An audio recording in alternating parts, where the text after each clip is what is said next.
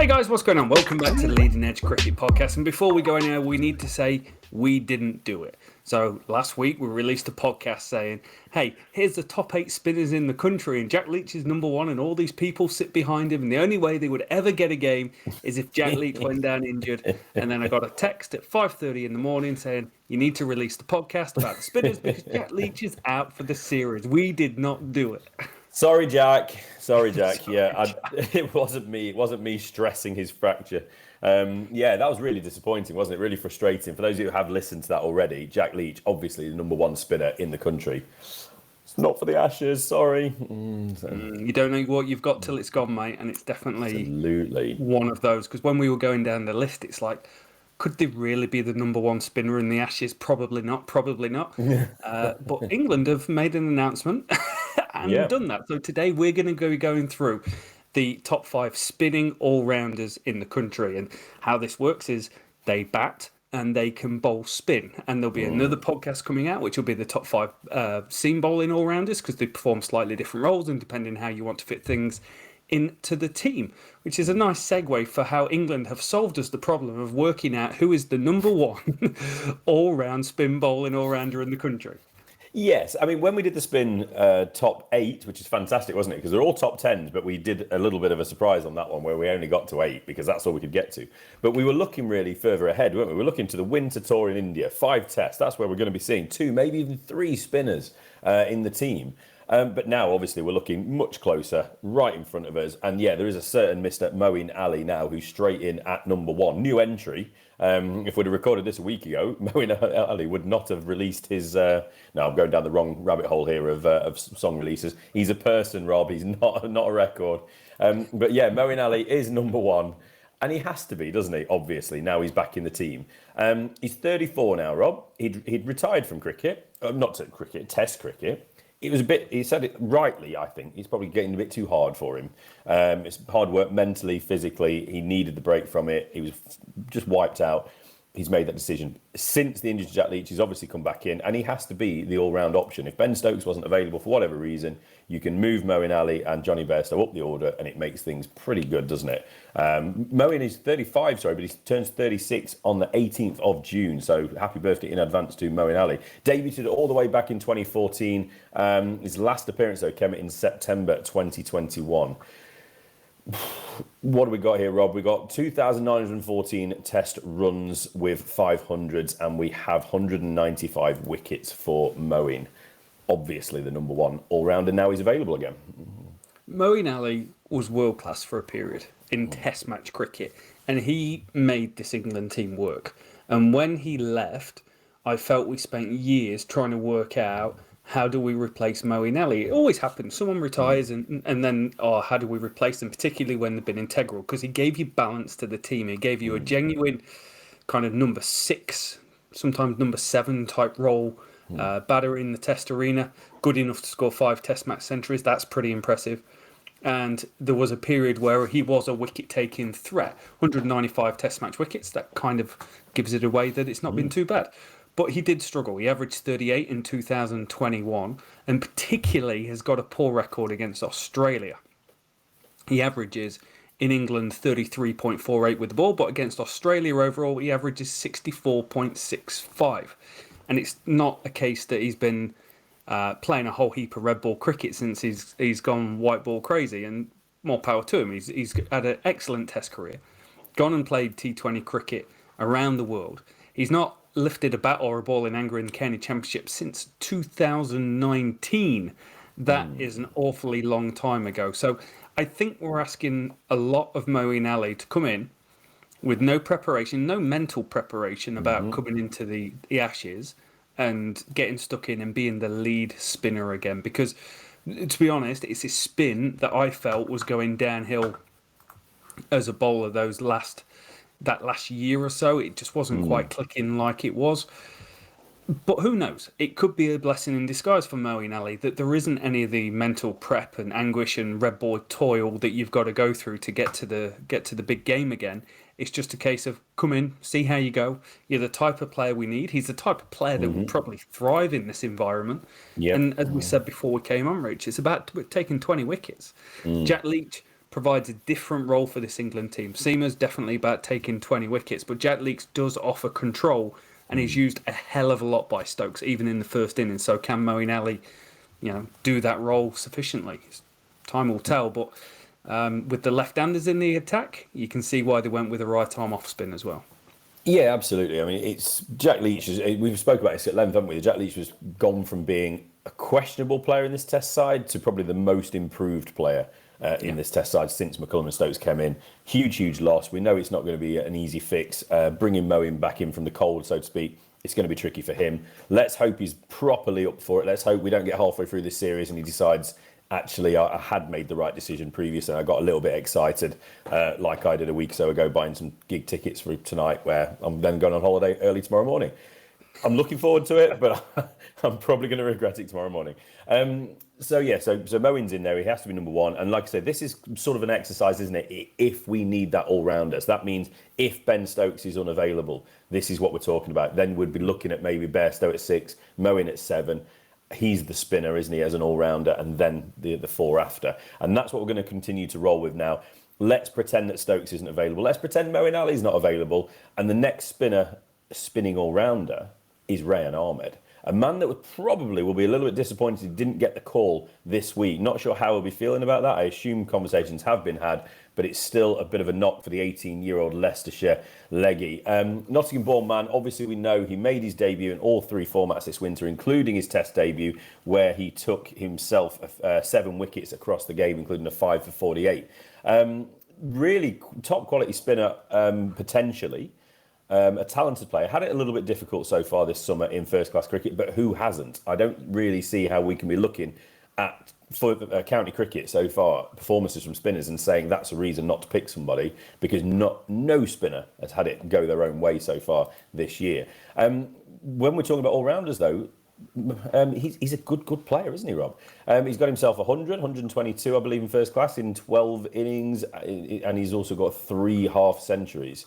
So a player with immense talent with the bat as well, and could arguably be another one of those players, a bit like Sam Curran, for example, who could one day become a better batsman than bowler.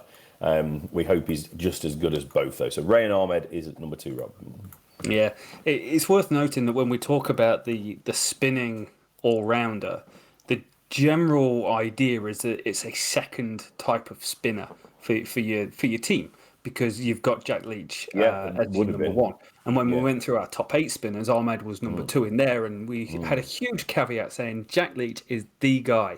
Yeah. But the next cab off the rank for England will want to be Rehan Ahmed.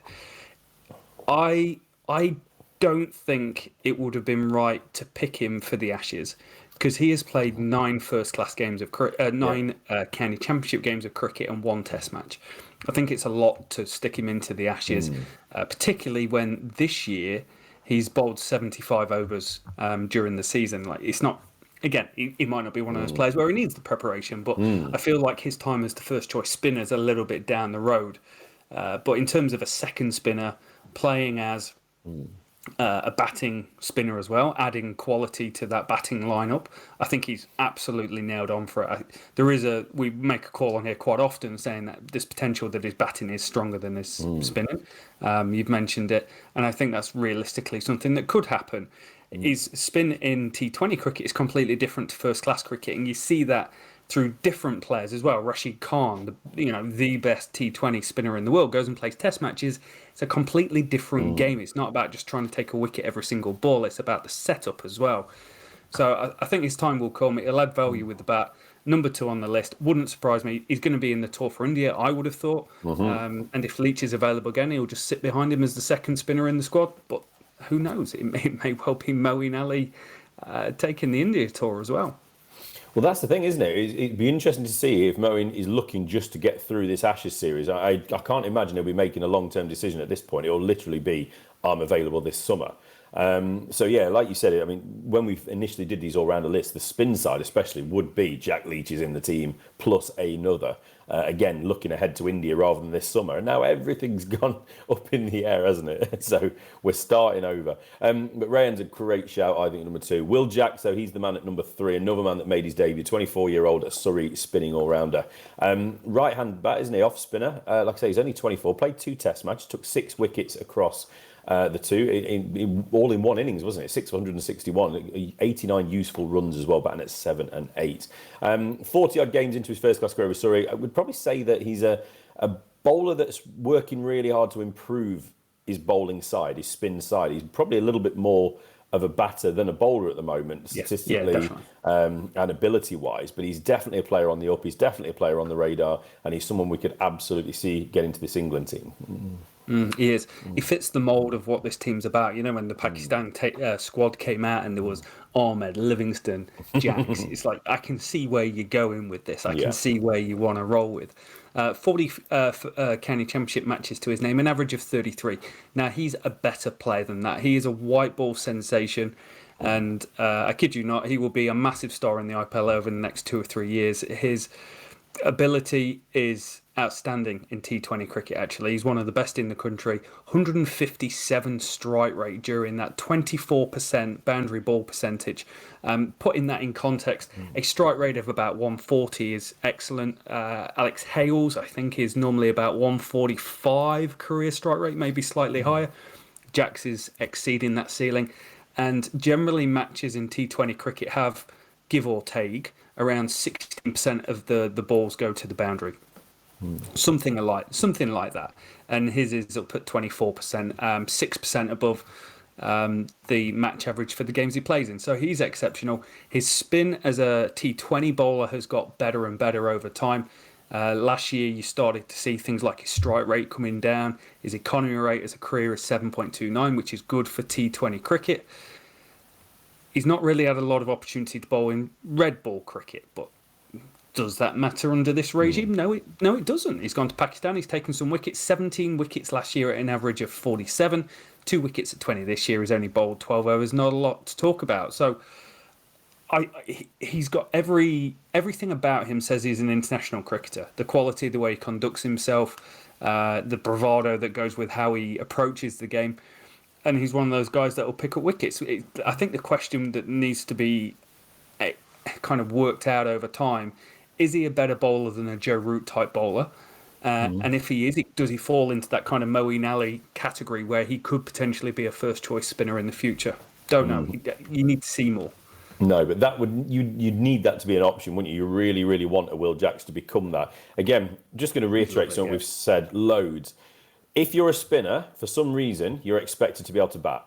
If you're a seamer, it doesn't really matter if you're that good a batter. We can put you at 11 or 10. But if you're a Matt Parkinson, I'm over some of these other players over the last few years, we don't really fancy you if you can't bat. So Will Jacks obviously ticks that massive box of that he's a really good batter, and he could bat at 8, potentially higher than that. He could bat at 7 one day. Who knows? He could even bat at 6 for England as well. So let's just, we're keeping that in mind when we are talking about these players. And at the moment, we are lacking those spinners, as we saw, that could be a standalone number one spinner in the Test side just on their spin. So hopefully Jacks can develop himself into that level. It was interesting. It was interesting. We went through our 8, and at number 7, I think we had Liam Dawson. Yes. That when the injury came, we went, who are they going to pick? And both of us were going, they might pick Liam Dawson here. Yeah. International quality in different formats. Ultra consistent performer, does it red ball, white ball cricket, anything he touches, can bat and can bowl, and it's like, they might take him for all of those reasons. Well, that was it. We had him down at, I think, like you said, down at number 7. I think Jack Carson was rounded out at number 8, didn't he? The young Sussex spinner. Yeah. But Dawson, for me, it was one of those where, look, Jack Leach is in this summer. We don't need to worry about who the spinner is for this Ashes series. It's Jack Leach, Rob. No problem. And then, obviously, we said, but if Jack Leach was out, then we probably jump all the way down to 7. And Liam Dawson's probably the man that would get a job, because we didn't realise that Moeen Ali would take that or respond to that bat signal from Stokes to come and play again. Adil Rashid was another man, wasn't it, who was in that sort of conversation of, go and knock on his door as well. So, but yeah, Liam Dawson would have been an interesting one. And maybe, Rob, he breaks this list that we are running through at the moment. But there is another Liam first. There is a Livingston, and there was a few calls for this man when Leach went down as well. 29-year-old, he's a powerhouse of a batter, isn't it? And seems on paper absolutely ideal for this new era of Test cricket under Stokes and McCullum. Obviously, we know he's a white ball specialist in many ways. But he has played a bit of red ball here and there occasionally, but that doesn't seem to count for much, so it doesn't really matter. He did make his Test debut of the winter in Pakistan, but got injured, so wasn't really able to contribute. It'd be a really interesting experiment, wouldn't it? That second, third spinner, friendly subcontinent conditions. Obviously, he wouldn't get a game as the standalone spinner. Would he get a game as a second spinner? Possibly. He's an interesting option, isn't he? I think you'd want him almost as your third spinner. Who bats maybe at 6 or something like that, 6 or 7, and then gives you a little bit of this, a little bit of that, which is what his spin generally is. So Livingston at 4, interesting player. Dynamic, game-changing sort of player. Ooh. Just you're not sold that he's the right guy for Test cricket with the ball, but again, you kind of need to see it in operation. But his county championship career, 34 wickets at an average of 38, a strike rate of 87, some decent control with 2.66. His game has developed a lot in T20 cricket, known for his kind of butchering batting and hitting these absolutely humongous sixes.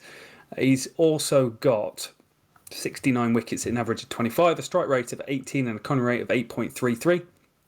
It's not horrendous.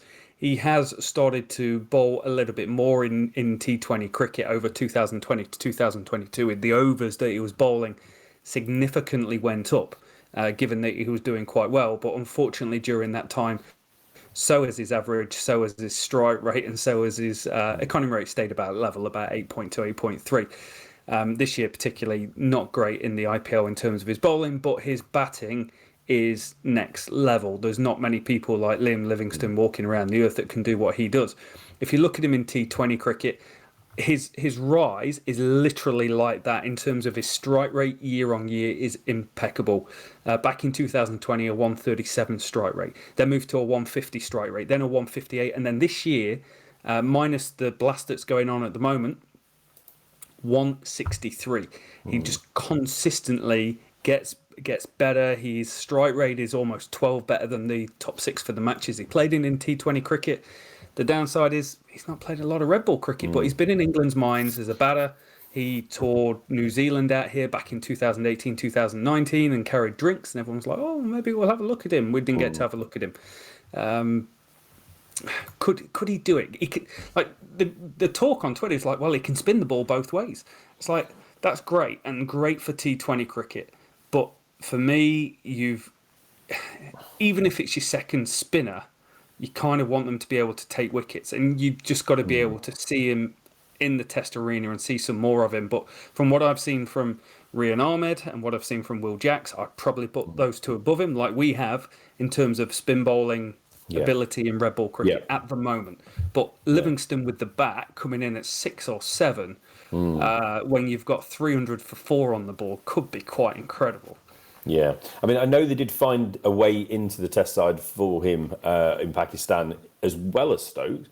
But I think, again, this situation, if Stokes was unavailable for a period of time, perhaps this winter, he might need to actually take a sit down and finally get himself fit and healthy, should I say. Maybe that's when a Livingston does come more into the conversation than at the moment. But I think, if Leach is back fit again, you've got Will Jackson, Rehan Ahmed. That's probably the 3 you'd be looking at mainly, wouldn't you? But Livingston, definitely an interesting shout. And we will round the list out, Rob, with that other Liam Dawson, the man we did actually think would be the left field call to replace Jack Leach. A little bit surprised. Now, wouldn't be surprised if there was some conversations had with him behind the scenes, though. Vastly experienced. He's 33 now, represented England Tests, ODIs and T20s. He can absolutely bat at 7 or 8 easily in a Test side, I'm sure, whilst offering some very, very good steady control spin, a bit more like Leach in many respects. Made his Test debut way back in 2016, and the last of his 3 Test appearances coming in 2017. It's a shout, isn't it? He's a player that's, like I say, again, like Livingston, really interesting player. He's more of one that would come in probably more at a pinch, isn't it? If players haven't performed through the rest of this summer. Dawson's still an option, I think, this summer as well, if Moeen Ali decides that it is too much. Bearing in mind, he is turning 36, only a few years older than Dawson, but he had turned his back on red ball cricket mainly, and obviously Test cricket. So Dawson isn't someone to discount. Closing in on 200 first-class appearances as well. Vastly experienced. He'd absolutely do a job. He could, mate. He could. Averages 32 in the Championship in that time. Just ticked over 8,000 runs, 220 wickets at an average of 35. His Test match record isn't horrendous either. When you think where he's played his game, played in India. Actually did all right in India. Averaged 66 with the bat in India at the time that he played there. Averages 21 overall. 7 wickets at 42 with the ball. Averaged 65 in India. Averaged 33 in the Test match he played in England. For all those reasons that you mentioned, mate, he could 100% do a job for this team. He is consistent with the bat year on year for his county, always around that 400 to kind of, and he kind of peaked up to about 2015 with his batting. He had a 1,000-run year and a couple of 900 runs years. Dipped off a little bit, but still does enough. Average 20, 25, 51, 24, 34, 26, and with the ball, just a nice level of consistency year in, year out. He had some quite erratic years during his younger years, but now he's got a bit more experience about him. 2020, he averaged 19. 2022, he averaged 28. And this year, he's averaging 24. Most of them came in the 6 for 61 that he took in one of the final weeks before we went to the break. But just consistent performer. You can imagine in this team, he wouldn't let you down. I don't know if they'd quite get hold of him like potentially they would if Matt Parkinson came in, where given the flight, it's almost like it's inviting them to come forward. But yeah, like we said, we had him at 7 in that list. We've got him at 5 in this list. Moeen Ali is unavailable for the second test.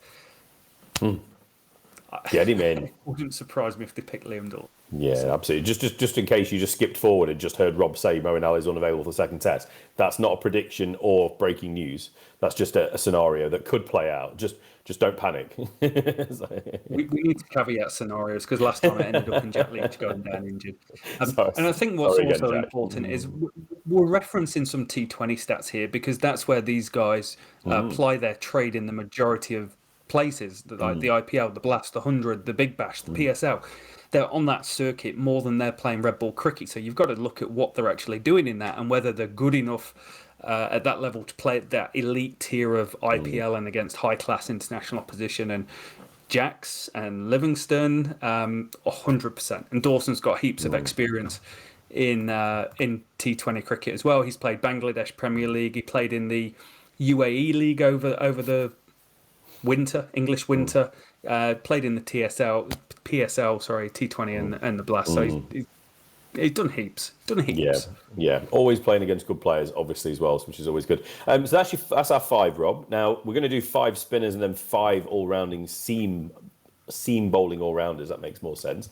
But before we move on to those, Rob, should we just have a little look at a few other names that nearly made the list? And like spinners, I think we could probably stretch it to an 8. We're not doing it as an 8, but there's 3 more names I have on this list. I'm going to take one first because it's my man. It's Matt Critchley, the leg spinning all-rounder from Derbyshire. He's only 26, Rob. He's a quality bat. He's an improving batsman at Essex now, getting better and better. He's just starting to bowl his spin again as well, which he hasn't been used as much. When you're in a team with Simon Harmer early in the season, second spinner is not going to get much of a shout, is he? But this is a player that I think could potentially work his way towards England selection in the future.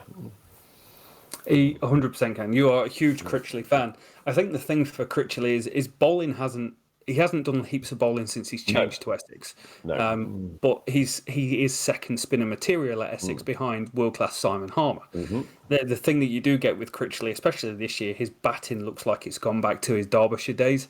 He looks a million bucks in the middle in red ball cricket. Possibly a few years off, but 100% could be in the conversation in the future. You'd love that. I would love that. So that's 6. So let's give it 2 more names there. I'm going to give you to you. I'm going to hand them over to you, Rob. One, always hear this shout, don't we? We spoke about it at the end of the spinners. Rob Keogh, and then Dom Bess as well. That's a couple for you. Yeah, 100% agree. I'm glad you mentioned Dom Bess because he was high on the England radar. Struggled with control for me in Test match cricket just from the eye test, like what you're seeing. His figures actually weren't that bad. But he is a great player in County Championship cricket. Interesting enough, he only averages 23 in County Championship cricket, but I think he's a better player than that. He averaged 29 with the bat last year. 99 wickets since 2019, which is actually pretty reasonable at an average of 36 as well. And Rob Keogh, his bowling is, I think his career bowling averages is around that 40-42 mark. But last year he was exceptional, and this year we've seen it in a poor performing Northamptonshire team with the bat. He stood up and held them strong many a time. Yeah. Again, you come in way down, but there's always calls on Twitter and our England Watch tweets about Rob Keogh. What about Rob Keogh? It's just consistent, just good.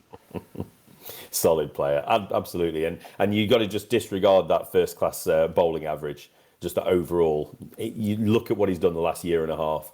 That's the bowler that people are talking about now. He's a different player. He's gone and worked on his game, hasn't he? So again, good shout, I think. So that gives us 8, Rob, and I think we're calling it a top 5, aren't we? Because overall, we're going to have a top 10 of all rounders, 5 seamers, 5 spinners. That rounds it out. I don't think we need to go any further with that. So that's a pretty good list. Let's just hope no more injuries, and we don't have to worry about who is the next one up. I like the way we've got players for different eventualities. We've got a leg spinner. We've got Moeen Ali off spin. We've got Will Jacks off spin. We've got Liam Livingstone bowling both. We've got Liam Dawson bowling left armers. We've got Matt Critchley as the backup leg spinning option. Yeah. We've got Rob Keogh as the backup Moeen Ali option. Like it's a good solid list. Let us know down in the comments below what you think of the list, who you would want to chop and change around, what your list looks like, and if there's anyone kind of coming through that we've missed out that you're like, hey, bro, you got to look at this guy. He's a Rehan Ahmed type quality. So thank you so much for listening, everyone. I hope you've enjoyed it. We'll be back. Next podcast will be all rounders, seam bowlers. We'll see you then.